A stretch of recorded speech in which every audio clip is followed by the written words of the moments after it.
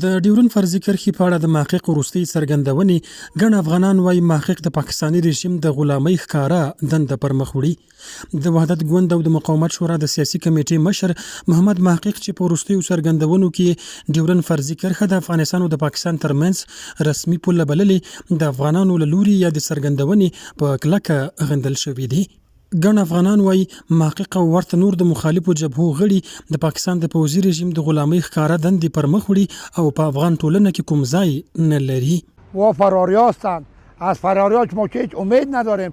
تو رو به یک گپ سر مسئله افغانستان صحبت کردن هیچ ما ضرور نمیم. حق نداری که تو صحبت کنی. فراری و به حقیقت عمل کردن، فراری و خط دیوار بر رسمیت شناختن، تو چه کارگر هستی؟ یک فرد یادی وطن از یک گریختی، نه من در کدام نقطه چهار جهان هستی. وقت تو حق می داشتی که به این وطن زندگی میکردی، در این وطن بود و باش میکردی، به این ملت خدمت میکردی، جنگای داخلی در این وطن سازمان نمیدادی، این وطن خود تباه و برباد کردی. دشت برچی رو ما خراب نکردیم، محقق خراب کرده. دشت برچی رو ما خراب نکردیم، خلیلی خراب کرده. کابل ما خراب نکردیم، اینمیا خراب کرده. وقتی که آدم خرابکار باشه، اینقدر در بدر افغانستان بخواه، دیگه اون ازت نظرش اصلا پیش ما مردم شهر کابل باشندگان افغانستان هیچ اصلا نظر ما نیست. کی است، چی است، در کجا هست، ما اصلا در قصهش نیستیم. یکی خط دیورن میرن میگن تو رو به هیچ معامله افغانستان غرض نیست. چې په پردي ملک کې ناست زما په ملک باندې غږیږي، د چیش د پاره غږیږي، خو پردی د پردو غلام یې، پردی پیسې دې خوړلې، دلته دې کار کړی دی په افغانستان کې، د پردو دپاره دې کړی دی. کله چې پردی وتلی دي تم د هغو څه مخته وتلی، د هغو څه یوه هفته مخکې ته ویزه پاسپورټ اخیستې دي تللی. راشه دلته په افغانستان کې وګوره په ازغن تار دا د افغانانو د میلیونو کسانو کار دی. د ازغن تار خواته پښتانه ده، خواته پښتانه دوه ټوټې شوي دي. ازغن تار د ملت تار دی، دا نه د دولت نه د جبهې دی نه د بل چا دی، دا د ملت کار تار دی، دا به ملت رسمي کړي، دا بل څوک نشي رسمي کولی، او نه رسمي دی او نه هیڅ پښتون مني.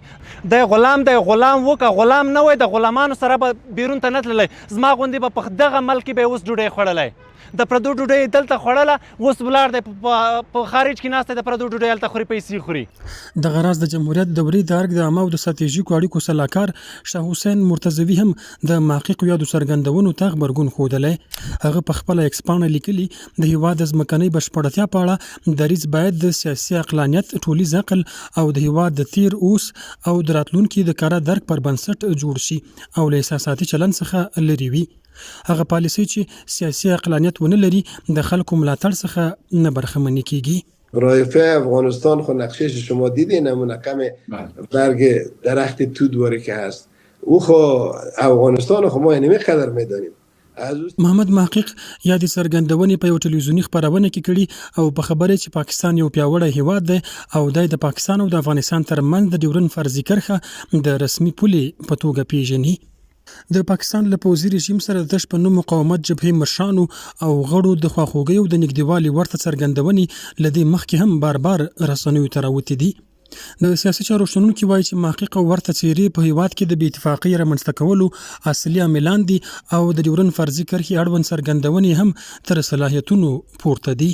هغه یو کومندان فکر سړی دی، هغه یو جبه فکر سړی دی، هغه یو توپکي سړی دی، هغه په دې مسایلو څه پوهېږي چې دی دا خبرې کوي چې د ډیورن کرښه چې دا رسمي کرښه ده، دا هیڅ وخت رسمي کرښه نه ده او دا د صلاحیت د محقق صلاحیت هم نه دی او دا د محقق تر خولې غټه ده دا خبره چې دی وایي دا رسمي کرښه ده د ډیورن ده.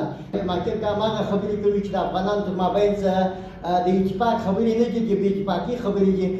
او هر څوک چې د پاکستان او د افغانستان په مسایلو کې د پاکستان ننګه کوي دا د پاکستان غلام دی، او هر څوک چې ډیورن کرښه د پاکستان رسمي سرحد بولي دا غلام دی. دا دې ته موږ افغان نشو ویلی، دا د افغان خاورې نمایندګي نشي کولی. نږدې 2 اونۍ وړاندې محقق د غلامۍ په بېلابېلو الفاظو سره د ایران او د امریکا ترمنځ د آسم منیر د منځګړیتوب هڅې هم ستایلې وې. هغه پاکستاني رژیم په سیمه کې سوله غوښتونکی هیواد بللی و او آسم منیر ته د ورور خطاب په کولو سره د منځګړیتوب مبارکي ویلې وه. محقق په داسې حال کې د پاکستاني رژیم د پوځ مشر آسم منیر ته د ګران ورور خطاب کړی و چې د نوموړي په امر په کابل کې د روږدو پر روغتون برید کې سلګونه کسان شهیدان شوي وو.